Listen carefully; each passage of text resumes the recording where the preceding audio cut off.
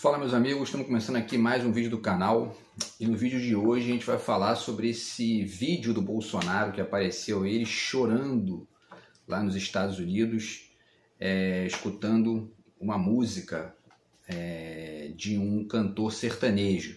Então a gente vai falar um pouco sobre isso, vai dar alguns detalhes aqui dessa situação. Vamos falar também sobre a questão do populismo, né? Aproveitar, pegar esse gancho aí para falar um pouco sobre o populismo e sobre essa mistura do particular com o público que existe muito no mundo de hoje, tá? Enfim, é isso, pessoal. Então o vídeo, né, tá aqui no link, vou deixar o link para vocês aqui também da descrição do vídeo. E o Bolsonaro está nos Estados Unidos lá, tem algumas figuras ali, tem um sujeito que foi presidente da Caixa Econômica, foi envolvido em alguns escândalos aí também, tá lá com ele. E tem um cantor, que é o Rick, da dupla Rick e Renner, que é uma dupla sertaneja.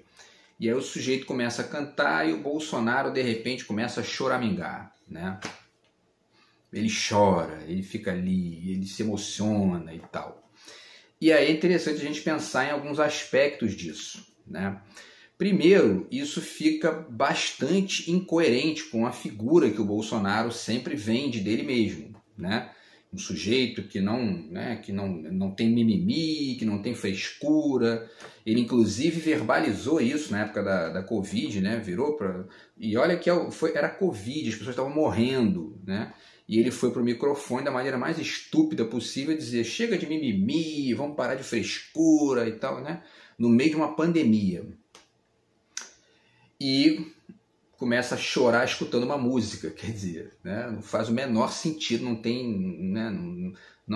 Essas duas coisas não se conectam, né?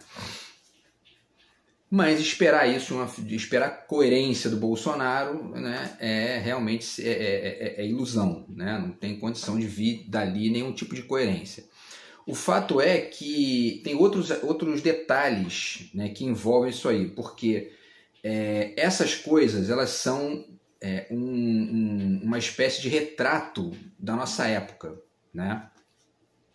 Ou seja, hoje as coisas estão totalmente misturadas, a vida particular e a vida pública estão radicalmente misturadas e isso é um problema em vários níveis, né? O Bolsonaro é um sujeito que sempre vendeu essa ideia, né, de ser, né, um sujeito, né, totalmente impassível, que não tem nenhum tipo de... não se emociona e etc e tal, pelo menos não nesse nível de chorar e tudo mais, e estava ali chorando copiosamente, né, escutando a música do sujeito. A gente tem que se perguntar o porquê que eles divulgaram esse vídeo, né? Porque eu acredito, inclusive, que o Bolsonaro se emocionou de fato ali, né? Até uma figura, né, dantesca como o Bolsonaro se emociona.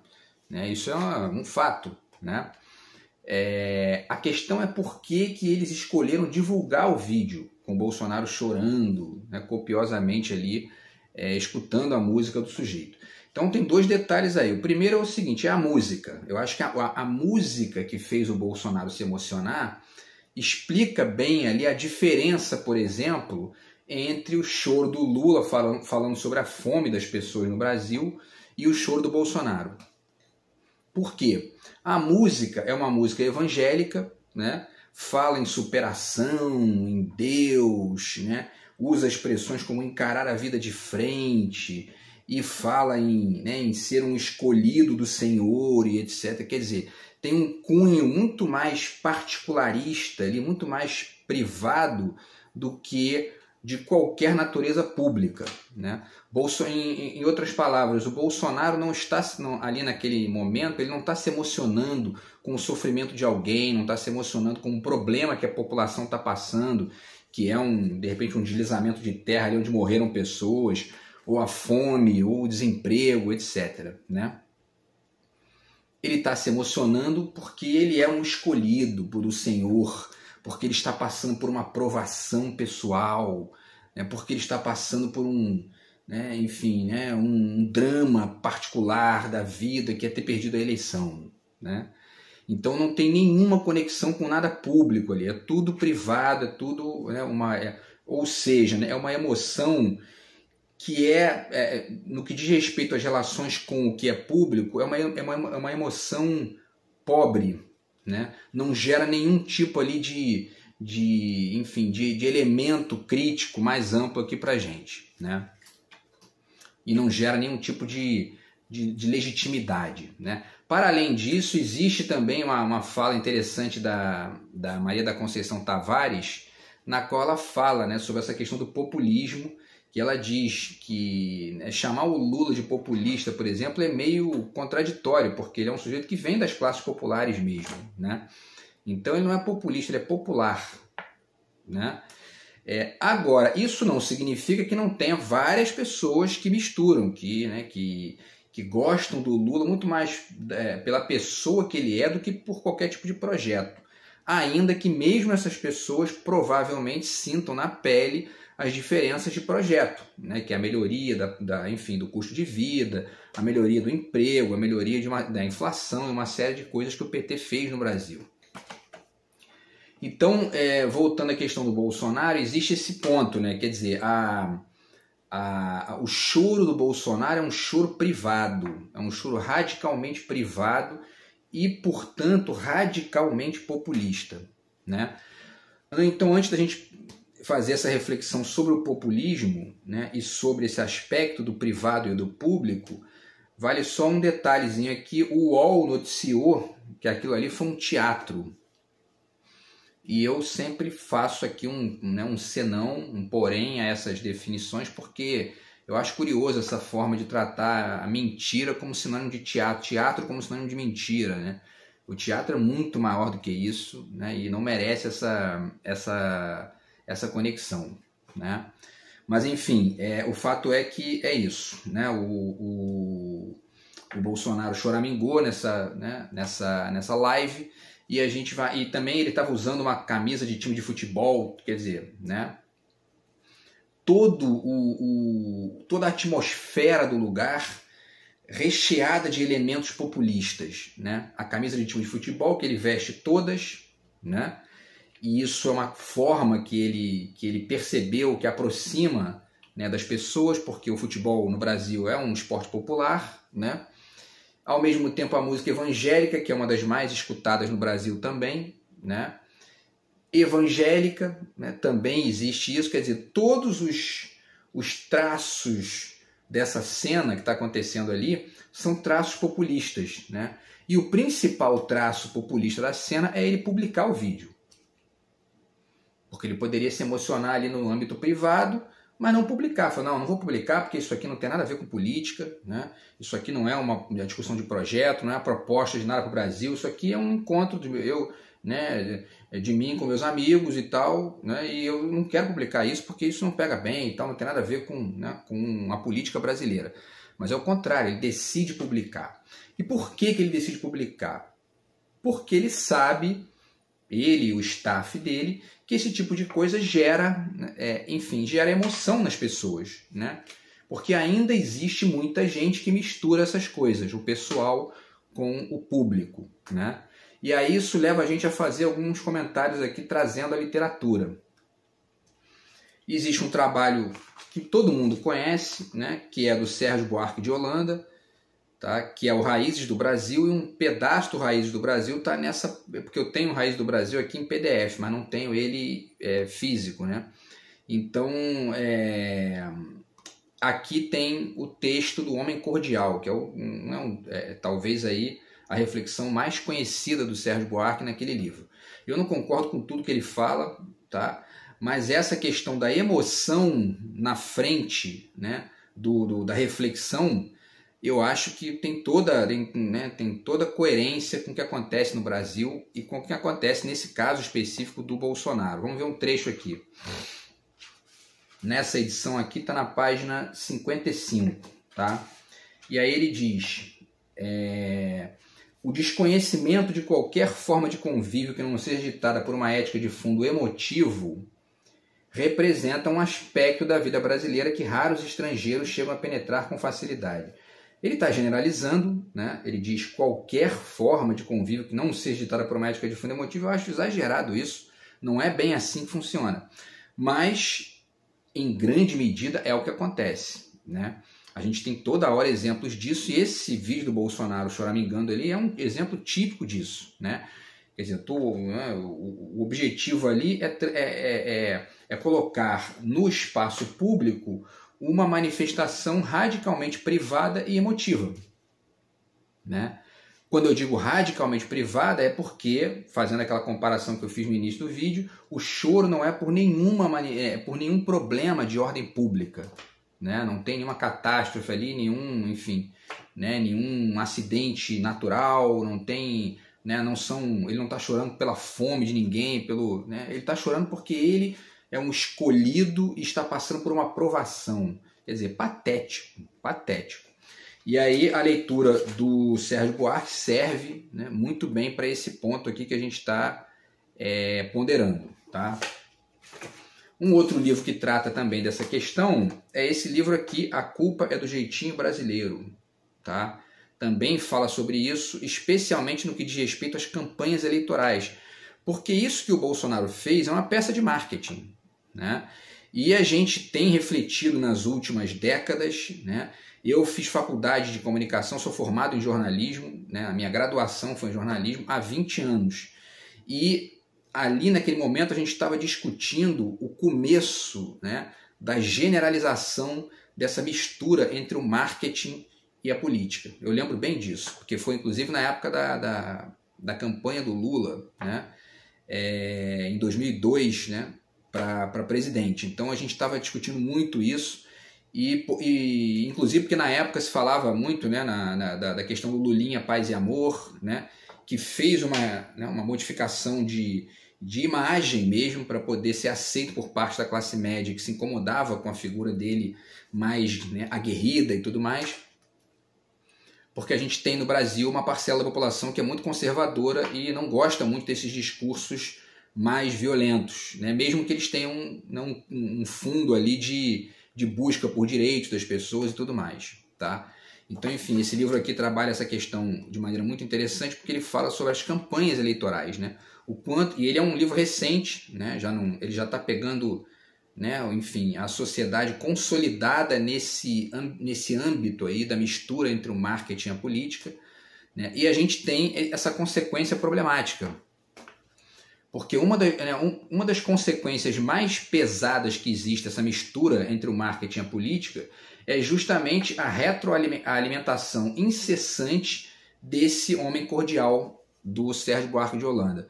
Inclusive é preciso explicar, né? Sempre tem muita gente que confunde, né? O homem cordial. O que seria o homem cordial? O homem cordial não é o homem educado, porque essa palavra cordial significa educado. Você ser cortês, né? Gentil. Mas ele está falando das cordas do coração, né?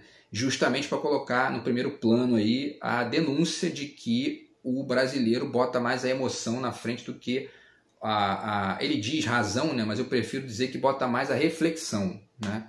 Do que bota mais a emoção do que a reflexão na frente, né?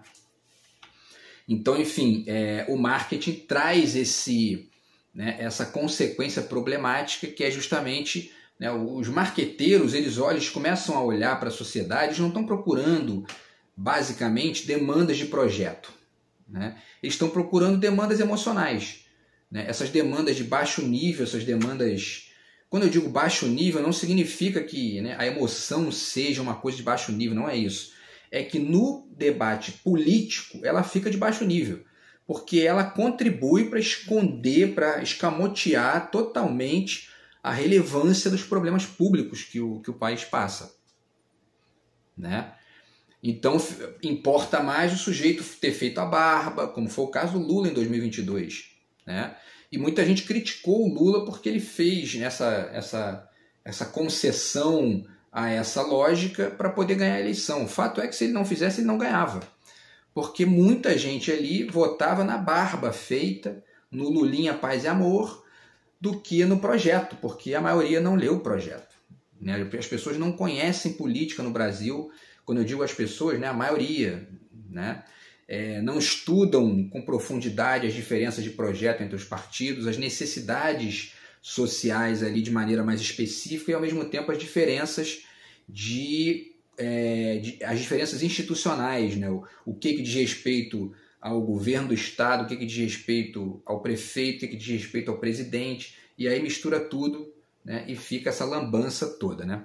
E aí o fato é que os marqueteiros perceberam isso, e quando você centra a campanha política no marketing, o que se perde é a discussão de projeto, né? Quando você vê na campanha, por exemplo, um sujeito como Ciro Gomes falando, que é um cara que está o tempo todo pensando na questão do projeto, né, fica uma coisa bacana, porque ele está ali o tempo todo ponderando fatos, números, acontecimentos, questões públicas, né?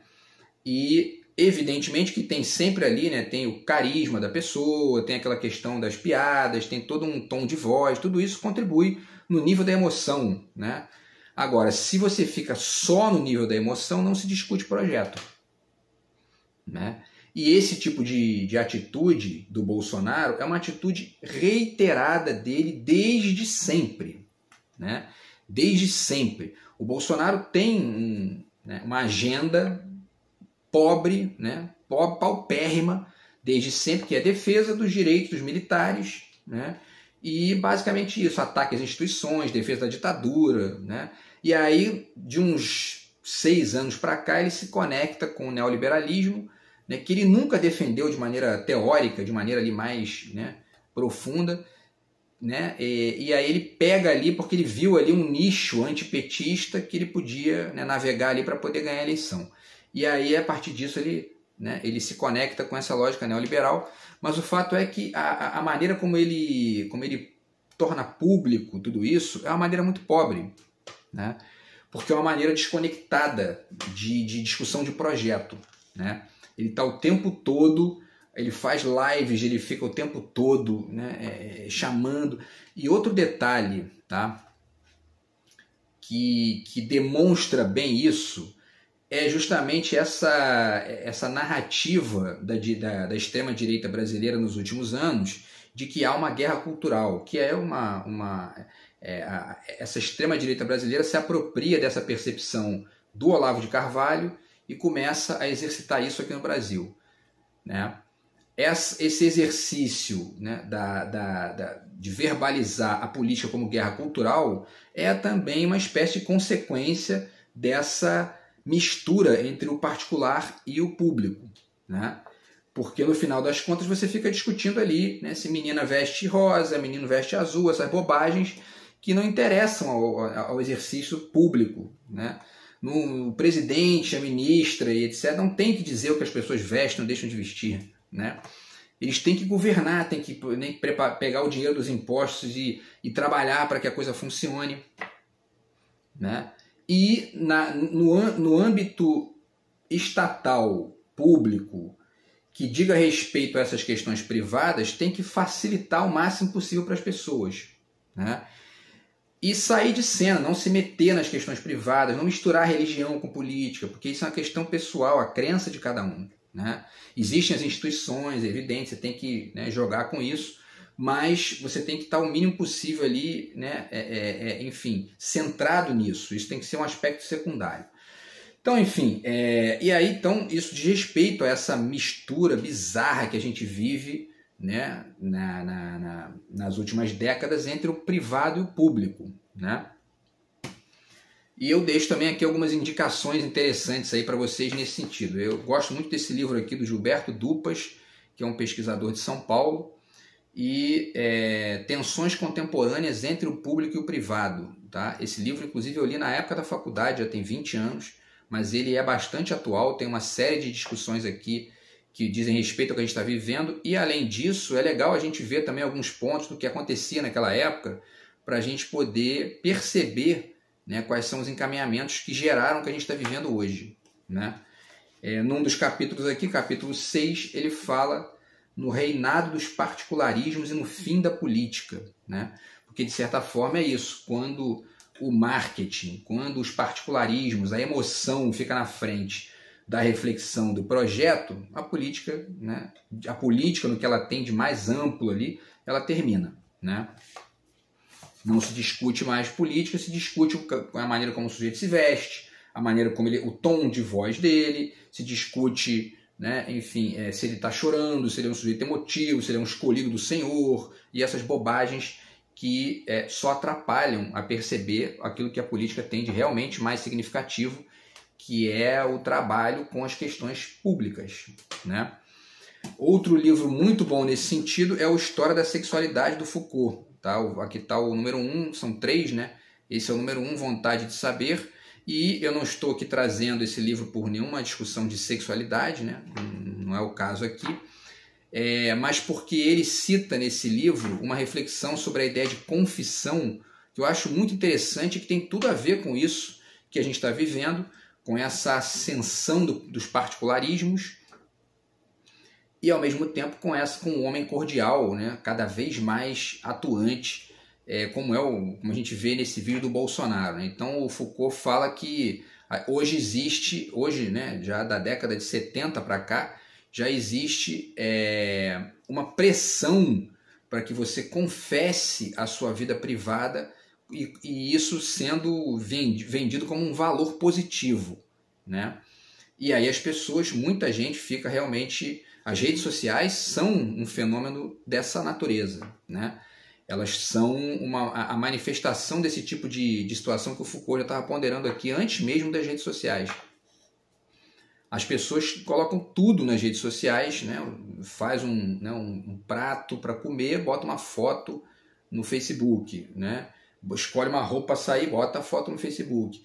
Enfim, e tudo isso é legítimo, isso não é, né, não se trata aqui de criticar a atitude privada de ninguém. Agora, quando o sujeito se torna um político e ele centra as suas atividades nisso, aí a coisa fica mais complicada. E para além disso, as próprias pessoas, o cidadão, né, quando ele começa a ficar viciado só nisso, ele começa a perder essa dimensão de que existe uma diferença, né? E a política é a manifestação mais ampla dessa diferença entre o público e o privado, né? Porque é ali que vão se decidir questões que dizem respeito não ao que você faz dentro da sua casa, né? Mas o que você faz na rua, né? Como que você compra comida mais cara ou mais barata no mercado, se você trafega por uma rua asfaltada, né, ou não, se o metrô funciona bem ou não, enfim, né? Se os alimentos estão chegando no mercado mais caros ou mais baratos por conta do preço da gasolina, etc, etc, etc. Né? Então, enfim, esse livro do Foucault também é muito bom nesse sentido. Tá? A mistura entre o público e o privado, na nossa contemporaneidade, tem também um traço cínico. Né? O Bolsonaro publicar esse vídeo é um cinismo. Né? A percepção de que isso gera um melodrama ali que ganha adeptos é radicalmente cínica. E o Peter Sloterdijk fala sobre isso nesse livro aqui, O Crítica da Razão Cínica. Tá? Então, quer dizer, né, escolher publicar um vídeo desse, um vídeo... Né, porque vocês veem, né, a gente, anteontem, parece, teve a publicação de um vídeo do Lula tomando uma vacina, e aí o Alckmin dá a vacina nele, e ele faz uma cara, né, fingindo dor ali, brincando. Isso tem um cunho emotivo também, mas a questão é pública, a questão não é privada. Né? Não que o Lula não faça essas manifestações privadas, ele faz, obviamente, né? Mas com muito menos intensidade do que essa extrema-direita, e ao mesmo tempo existe um projeto sério, né, no PT, no Ciro, no PSOL, na esquerda brasileira. A direita não tem projeto público, ela tem projeto particular, projeto privado. Né? As pessoas da direita estão ali para ganhar dinheiro e para privatizar o que é estatal e para manter aquilo que interessa a eles quando não dá para tirar, que a própria carga tributária, por exemplo, aumentou no Bolsonaro. Né? E eles metem o dinheiro no bolso, não levam, não retornam nenhum tipo de serviço com qualidade para as pessoas, né? E a gente não consegue evoluir como país. Então, essa mistura, essa diferença existe no Brasil entre a direita e a esquerda, e é sempre bom ponderar isso. Né? Aliás, tem um exemplo aí, né, de um ministro que aconteceu, que eu vi ontem um vídeo falando sobre o ministro do União Brasil, que já está aí sofrendo acusações, né, por ter usado um avião da FAB para um evento privado. É isso, na direita é isso, o tempo todo. Né? E, mas por que o Lula escolheu? Porque o Lula tem que governar, as pessoas botaram esse sujeito lá, o povo botou esse sujeito lá, né? E, enfim, e aí ele começa a fazer essas cagadas e ele tem que mudar. Mas vai mudar por quem? Né? Porque a União Brasil é isso aí. Vai mudar 6 por meia dúzia. Não altera em nada. Né? Vai ser alguém ali com interesses privados que vai fazer cagada, vai atrapalhar o governo. E a história do Brasil é isso aí. Né? A esquerda ganha, tem que compor com essa direita, né, pobre de projeto que existe no Congresso. E volta e meia tem alguma cagada, né? Não que ninguém da esquerda faça cagada, acontece, mas o da direita sim é o tempo todo, porque o projeto da direita é um projeto privado, o Estado é um inimigo da direita brasileira, né? Então colocar um direitista para governar o Estado é a mesma coisa que você botar um terrorista, né, para tomar conta enfim, né, de uma escola ou de uma sinagoga ou enfim, de uma igreja. Né, um homem-bomba ali para tomar conta lá e tal. E o homem-bomba vai explodir tudo, porque ele não gosta daquilo. Né? Enfim, pessoal, então para finalizar, é isso. Né? Acho que já falei de tudo aqui. O fato é assim, tem mais um detalhezinho que tem a ver com a questão da caridade. Né? A caridade privada, né, eu separei um detalhe aqui para falar sobre a caridade, porque a caridade também é isso, né? É uma mistura do público com o privado quando ela vem da política, né?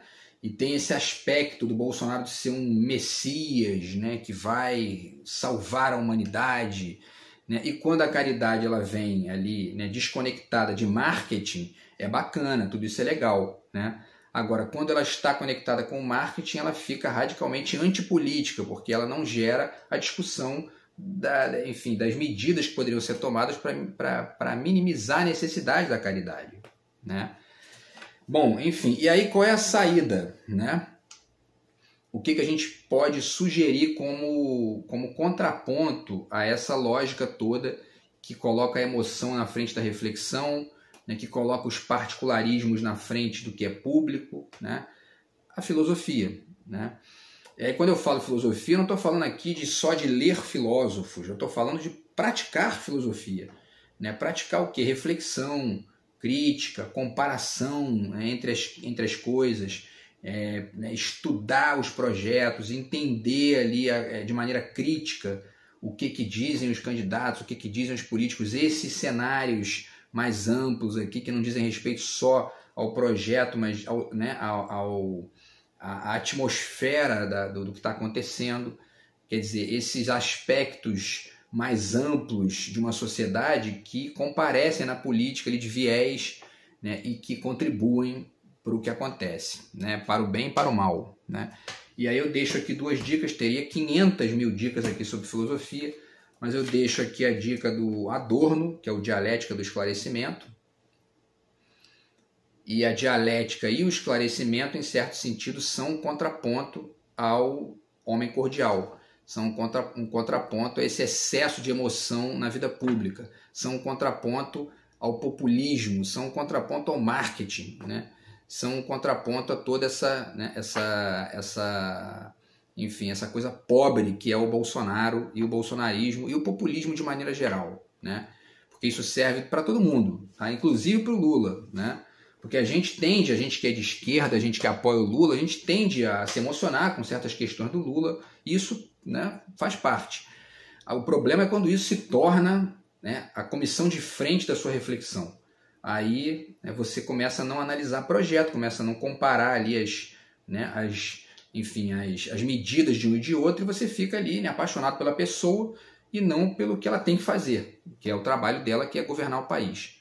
E o último livro é O Mundo Assombrado pelos Demônios, do Carl Sagan, que também fala sobre isso, né? Também fala sobre a necessidade do ceticismo, a necessidade, né, da postura crítica em relação às coisas, tá? E isso ajuda bastante também a contrapor essa tendência que a gente tem no Brasil de misturar emoção com reflexão, o particular com o público. Beleza, pessoal? Então é isso. A gente se vê no próximo vídeo do canal. Um grande abraço e fui!